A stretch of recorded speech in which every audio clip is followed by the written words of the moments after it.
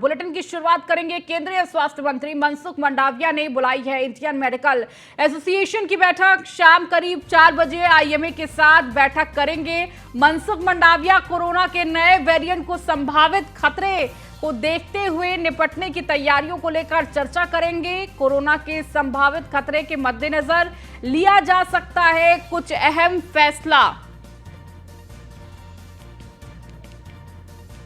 तो कोरोना के संभावित खतरे के मद्देनजर कई बड़े फैसले लिए जा सकते हैं। तो केंद्रीय स्वास्थ्य मंत्री मनसुख मंडाविया ने मेडिकल एसोसिएशन की यह बैठक बुलाई है। शाम 4 बजे आईएमए के साथ मनसुख मंडाविया की यह बैठक है।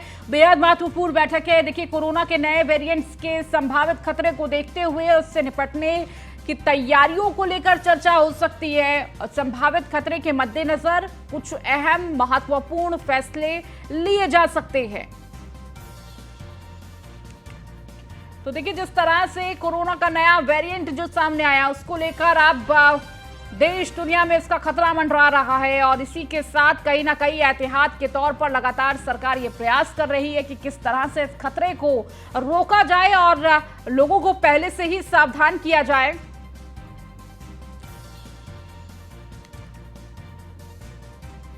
और ज्यादा जानकारी के साथ पीयूष हमारे साथ हमारे संवाददाता दिल्ली से जुड़ चुके हैं। पीयूष, आज एक बार फिर से देखिए मनसुख मंडाविया एसोसिएशन के साथ बैठक करते हुए नजर आएंगे और कहीं ना कहीं आईएमए के साथ ये जो बैठक होने वाली है वो आगे कई महत्वपूर्ण फैसले लेने में संभव हो सकती है। इसके साथ ही साथ क्या तैयारियां हैं इस पर भी चर्चा की जा सकती है। देखिए, अगर हम बात करें तो कोरोना का जो नया वेरिएंट है BA.5.2.1.7 जिसे BF7 कहा जा रहा है और ओमिक्रॉन का ये सब वेरिएंट है, ये निश्चित रूप से दुनिया के अलग अलग देशों, चाहे चीन की बात करें, ब्राजील की बात करें, अमेरिका की बात करें, ऐसे तमाम देश है जहां पर अपने पैर पसार रहे हैं। इसको लेकर भारत सरकार काफी सतर्क नजर आ रही है और पहले के मुकाबले जब पहली बार कोरोना की लहर आई थी उसके मुकाबले अगर हम बात करें तो भारत सरकार चाहती है कि पहले से ही तैयारी की जाए कि अगर भारत पर किसी भी तरीके से जो नया वेरिएंट है वो प्रभावी होता है या हावी होता है तो उसको किस तरीके से रोका जा सके। और आज अगर हम बात करें तो आज जो आईएमए है उसके साथ, उसके तमाम अधिकारियों के साथ जो केंद्रीय स्वास्थ्य मंत्री हैं मनसुख मंडाविया, वो वीडियो कॉन्फ्रेंसिंग के जरिए 4 बजे बैठक करेंगे। और आईएमए की अगर हम बात करें तो आईएमए से कई अहम जो सुझाव है वो स्वास्थ्य मंत्रालय को दिए जा सकते हैं। इसके अलावा स्वास्थ्य मंत्रालय भी कई अहम जो बातें हैं या आदेश है वो आईएमए को दे सकती है, क्योंकि एक तरीके से अब समन्वय बनाकर काम करना होगा। और यही कारण है कि कुछ दिन पहले अगर हम बात करें तो केंद्रीय स्वास्थ्य मंत्री मनसुख मंडाविया ने राज्यों के जो स्वास्थ्य मंत्री है उनके साथ बैठक की थी और इसके साथ ही प्रधानमंत्री ने भी स्वास्थ्य मंत्रालय के साथ बैठक की थी और तमाम विषयों को लेकर चर्चा हुई थी। चूंकि एक गाइडलाइन संभवतः सूत्रों के मुताबिक खबर है कि एक जो गाइडलाइन है वो स्वास्थ्य मंत्रालय बना रहा है कि अगर किसी भी तरीके के जो कोरोना के केसेस है वो अगर भारत में बढ़ने लगते हैं तो उन गाइडलाइन को पूरी तरीके से लागू करा दिया जाएगा। हालांकि एक बात स्पष्ट है कि तमाम जो विशेषज्ञ है वो कह रहे हैं कि मास्क पहनकर रहें, क्योंकि जो ये नया कोरोना का वेरिएंट है वो उन लोगों पर भी प्रभावी हो रहा है जिन्होंने दोनों डोजेज ले ली है वैक्सीन की, या यूं कहे कि उन्होंने बूस्टर डोज भी ले ली है, उन पर भी ये प्रभावी है। इसीलिए कहीं ना कहीं केंद्र सरकार जो है वो खासा चिंतित नजर आ रही है। तो आईएमए की जब बैठक होगी तो निश्चित रूप से कई अहम जो सुझाव है वो दिए जाएंगे और एक समन्वय बैठक कहीं ना कहीं इसको देखा जा रहा है उसको लेकर, और कई दिशा निर्देश भी जारी किए जा सकते हैं। हालांकि एयरपोर्ट की अगर हम बात करें तो चीन की बात करें या जहां जहां ये कोरोना का नया वेरिएंट फैला हुआ है वहां से जो यात्री भारत में आ रहे हैं उनका कोरोना टेस्टिंग अब कराना चालू हो गया है। उसी जो पुरानी प्रक्रियाएं थी उसको फिर से लागू करवाया जा रहा है। इसके साथ ही अगर हम बात करें तो ये भी देखा जा रहा है कि अगर उनमें उस कोविड के नए वेरिएंट से अगर वो प्रभावी है, यानी कि उन्हें कोरोना हुआ है, तो उनको वहीं पे आइसोलेट किया जाए एयरपोर्ट पर ही। इसके साथ ही राज्यों से कहा गया है कि किस तरीके से अस्पतालों में बेड्स की संख्या अभी क्या कुछ वर्तमान में मौजूद है, अगर ऐसी स्थिति आती है तो क्या राज्य सरकारें इसको लेकर तैयार हैं। इसके साथ ही दिल्ली में क्या कुछ खास व्यवस्थाएं करनी पड़ेंगी। इन सब तमाम विषयों को लेकर आज आईएमए के साथ एक जो बैठक है वो की जा रही है। इसके अलावा अगर हम बात करें तो वैक्सीनेशन को लेकर भी चर्चा की जा सकती है कि अगर कोई नई वैक्सीन बनाने की जरूरत पड़ती है तो उसके लिए भारत सरकार और आईएमए कितना तैयार है, इसको लेकर भी अधिकारियों के साथ केंद्रीय स्वास्थ्य मंत्री मनसुख मंडाविया चर्चा कर सकते हैं। तो निश्चित रूप से अगर आप देखेंगे तो पिछले बार जो कोरोना की लहर आई थी इससे पहले पहले जो कोरोना की लहर आई थी उसके मुकाबले भारत सरकार या कहें या स्वास्थ्य मंत्रालय कहें या राज्य सरकार की बात करें, सभी लोग काफी सतर्क नजर आ रहे हैं और इसी कड़ी में बैक टू बैक बैठकें भी लगातार हो रही है और आज केंद्रीय स्वास्थ्य मंत्री 4 बजे आईएमए के साथ बैठक करेंगे। ठीक है पीयूष, इसके साथ ही साथ देखिए बैठक बेहद महत्वपूर्ण है और सभी की नजर है कि आखिर इस बैठक में क्या महत्वपूर्ण फैसले लिए जा सकते हैं। जिस तरह से इससे पहले जो बैठक की गई थी, लगातार राज्य मंत्रियों के साथ बैठक हुई थी और कहीं ना कहीं किस तरह से सावधानी बरते और लोगों को किस तरह से जागरूक किया जाए इसका जिक्र किया गया। अब क्या इस बैठक में महत्वपूर्ण फैसलों में कोई निर्देश जनता के लिए निकलकर सामने आ सकते हैं? देखिए, अगर हम बात करें तो आईएमए के साथ इन विषयों को लेकर चर्चा होगी कि जो कोरोना का नया वेरिएंट है वो कितना प्रभावी है, भारत में कितना प्रभावी है, कितने लोगों पर अभी इसका असर है, क्योंकि 3 से 4 जो केसेस हैं वो नए वेरिएंट के भारत में भी पाए गए हैं। हालांकि उनकी स्थिति स्थिर बताई जा रही है, लेकिन आईएमए के साथ जब चर्चा होगी तो ये देखा जाएगा कि जो नया वेरिएंट है उसका म्यूटेशन कितना है, इसके अलावा जिन लोगों की जीनोम सीक्वेंसिंग हो रही है उसको किस तरीके से टैकल किया जाए, इसके अलावा जिन लोगों में ये नया वेरिएंट पाया गया है वो कहां तक गए हैं। इसके अलावा खासतौर पे अगर हम बात करें तो वैक्सीन को लेकर खासतौर पे चर्चा होगी आईएमए के साथ कि वैक्सीनेशन में क्या बूस्टर डोज के बाद फिर से व्यक्ति को वैक्सीनेट करने की जरूरत है, यानी फिर से कोई वैक्सीन देने की जरूरत है या नहीं है, या जो पुरानी वैक्सीन है वो प्रभावी रहेंगी। हालांकि कई विशेषज्ञ कह रहे हैं कि जो पुरानी वैक्सीन है उसको वो जिन लोगों ने वो वैक्सीन ले लिया उन पर भी ये नया वेरिएंट है काफी हद तक प्रभावी हो रहा है। हालांकि जिन्होंने वैक्सीन लिया है उनमें लड़ने की जो क्षमता है कोरोना वायरस से वो काफी ज्यादा है। लेकिन एक बात स्पष्ट है कि जब आज ये बैठक होगी वीडियो कॉन्फ्रेंसिंग के जरिए, चूंकि संभवतः जो स्वास्थ्य सचिव है केंद्र सरकार के वो भी इस बैठक में जुड़ेंगे और चूंकि साझा रणनीति बनाई गई है, जब राज्यों के साथ बैठक हुई थी तो कई अपडेट्स जो है वो राज्यों की ओर से केंद्रीय स्वास्थ्य मंत्रालय को अवगत कराया गया है कि अभी अलग अलग राज्यों की क्या स्थिति है कोरोना से निपटने के लिए, खासतौर पे नए वेरिएंट से निपटने के लिए। इसके साथ ही केंद्र सरकार अगर हम बात करें तो आज आईएमए के साथ इसलिए भी बैठक हो रही है कि अगर वैक्सीनेशन की ज्यादा जरूरत पड़ती है तो भारत सरकार ने अभी तक कितना वैक्सीन बना लिया है, कितने वैक्सीन बनाने की जरूरत है, क्योंकि करीब 220 करोड़ का आंकड़ा हाल ही में भारत सरकार ने पूरा किया है, चाहे फर्स्ट डोज की बात करें या सेकंड डोज की बात करें, बूस्टर डोज मिलाकर तीनों डोजेस मिलाकर कहीं ना कहीं 220 करोड़ वैक्सीन डोज भारत के लोगों को दी गई है। इसके अलावा अगर हम बात करें तो करीब 50 साल के ऊपर के जो उम्र के व्यक्ति हैं उन पर खासा प्रभावी ये वैक्सीन कोरोना का जो वायरस है वो हो रहा है, तो उसको। ठीक है पीयूष, आप लगातार जुड़े रहिए और भी खबरों पर आपसे अपडेट कर लेंगे। बढ़ेंगे आगे। दिल्ली दौरे पर यूपी सरकार में मंत्री संजय निषाद केंद्रीय गृह मंत्री अमित शाह से करेंगे मुलाकात। शाम करीब 4 बजे अमित शाह से मिलेंगे संजय निषाद। तो दिल्ली दौरे पर इस वक्त यूपी सरकार में मंत्री संजय निषाद हैं और केंद्रीय गृह मंत्री अमित शाह से मुलाकात करेंगे। हालांकि ये मुलाकात किस तरह की मुलाकात है, औपचारिक मुलाकात है या फिर महत्वपूर्ण विषयों पर चर्चा हो सकती है। करीब शाम 4 बजे ये मुलाकात का समय रखा गया है।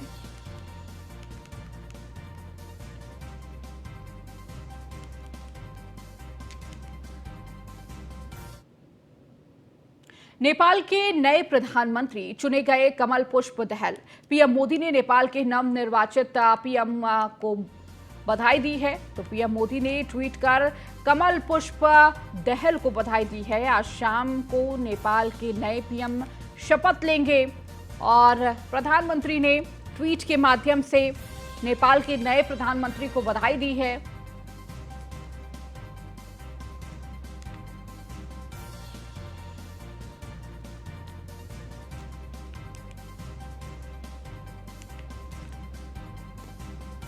तो नेपाल के नए नवनिर्वाचित पीएम को बधाई दी है। तो पीएम मोदी ने ट्वीट कर कमल पुष्प दहल को बधाई दी। तो आज शाम को नेपाल के नए पीएम शपथ लेंगे और उससे पहले प्रधानमंत्री ने ट्वीट के माध्यम से बधाई दी है।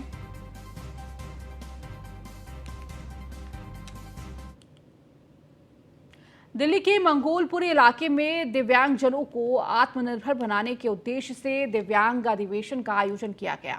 कार्यक्रम के दौरान दिव्यांगों को ट्राईसाइकिल और जरूरी सामान वितरित किए गए और इस दौरान दिव्यांगों ने भी मंच पर अपनी कला का प्रदर्शन करते हुए सांस्कृतिक प्रस्तुतियां पेश की। कार्यक्रम में पश्चिमी दिल्ली से सांसद हंसराज हंस समेत कई अधिकारी मौजूद रहे।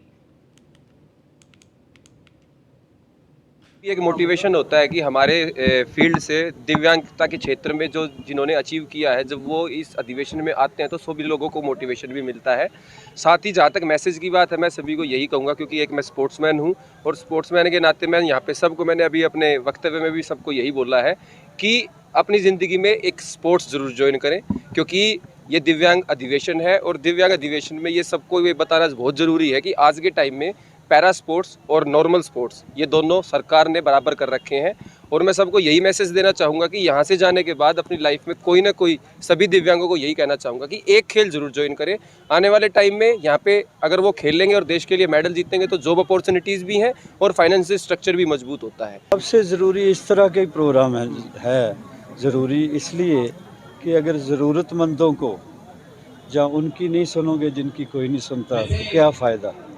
तो हमारे इसीलिए बीजेपी पार्टी संगठन, प्रिय प्रधानमंत्री जी सबसे ज़्यादा गरीबों का चिंता करते हैं। करोड़ों घर बनाए, जहाँ लाइट नहीं थी लाइट, कोरोना में आप देख लो कि कितनी खिदमत की। तो ऐसे प्रोग्राम होते रहते। बढ़ेंगे आगे। पश्चिमी और उत्तर पश्चिम से चल रही ठंडी हवा ने दिल्ली एनसीआर में बढ़ाई है ठंड। 2014 के बाद दिल्ली में सबसे ठंडा दिन रहा 25 दिसंबर। मौसम विभाग ठंड को लेकर जारी किया येलो अलर्ट। मौसम विभाग की चेतावनी, अगले कुछ दिन बनी रहेगी कोहरे की स्थिति। तो 2014 के बाद कल का दिन यानी कि 25 दिसंबर का दिन सबसे ठंडा माना जा रहा है। तो लगातार दिल्ली एनसीआर में जिस तरह से ठंड देखने को मिल रही है, कोहरे की मार देखने को मिल रही है, आम जनजीवन बुरी तरह प्रभावित हो रहा है। हालांकि अभी भी मौसम विभाग की तरफ से ये कहा गया है कि आगे भी ऐसी स्थिति बनी रहेगी और कोहरे की मार लगातार झेलनी पड़ेगी लोगों को। तो मौसम विभाग की तरफ से अलर्ट, येलो अलर्ट जारी किया गया है। पीयूष हमारे साथ लगातार जुड़े हुए दिल्ली से। पीयूष, देखिए जिस तरह से लगातार ठंड बढ़ रही है, कहीं ना कहीं जो ठंड से लोग परेशान हो रहे हैं और देखिए कल का दिन सबसे ठंडा दिन माना जा रहा है 2014 के बाद और आगे भी अभी इस परेशानी से निजात नहीं मिलने वाली है। येलो अलर्ट अभी जारी किया गया है।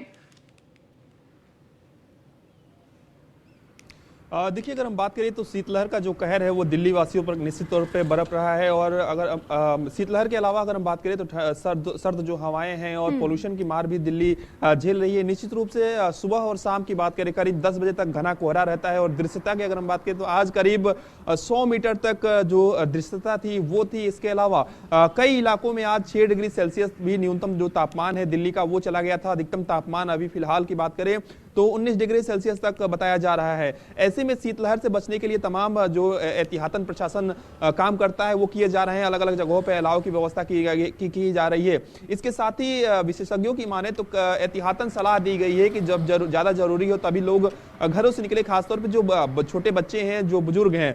दिल्ली सरकार की बात करें तो दिल्ली सरकार भी इस विषय पर देख रही है कि क्या स्कूलों के समय को बढ़ाने की जरूरत है, यानी कि स्कूल खुलने का जो समय है उसको बढ़ाने की जरूरत है या कुछ और दिशा निर्देश दिए जा सकते हैं। तो निश्चित रूप से ठंड का जो कहर है वो दिल्ली वासियों को झेलनी पड़ रही है और यही कारण है कि पिछले 6 से 7 दिनों की बात करें तो दिल्ली एनसीआर के अलग अलग इलाकों में जो दुर्घटना के मामले हैं वो करीब 40 से 50 हो चुके हैं। इस वक्त की अगर हम बात करें तो इस वक्त दिल्ली में थोड़ी बहुत धूप निकलनी शुरू हो गई है, तो निश्चित रूप से दिल्ली वासियों को थोड़ी बहुत राहत जरूर मिल रही है। लेकिन शाम के समय और सुबह के समय घना कोहरा रहता है, सर्द हवाएं चलती हैं, कई जगहों पर 6 डिग्री सेल्सियस तक जो तापमान है वो चला गया था। तो निश्चित रूप से कहीं ना कहीं परेशानी हो रही है। और दिल्ली में सबसे बड़ी समस्या जो रहती है, आमतौर पर गर्मियों के दिनों में भी जाम की समस्या रहती है। ऐसे में जब घना कोहरा हो जाता है दिल्ली में तो जाम काफी अलग अलग इलाकों में लग जाते हैं, जिससे निजात दिलाने के लिए ट्रैफिक पुलिस के जवानों के संख्या में भी इजाफा किया गया है। और कई लोगों को दिक्कतों का सामना भी करना पड़ रहा है, खासतौर पे उन लोगों को जिनकी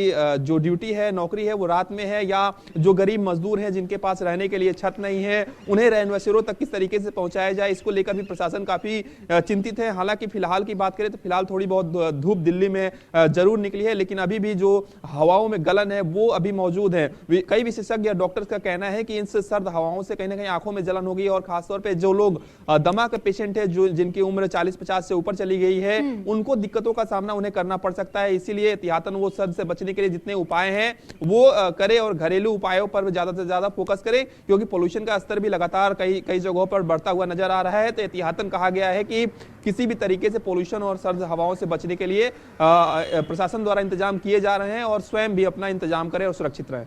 ठीक है, बहुत शुक्रिया पीयूष इस जानकारी को देने के लिए।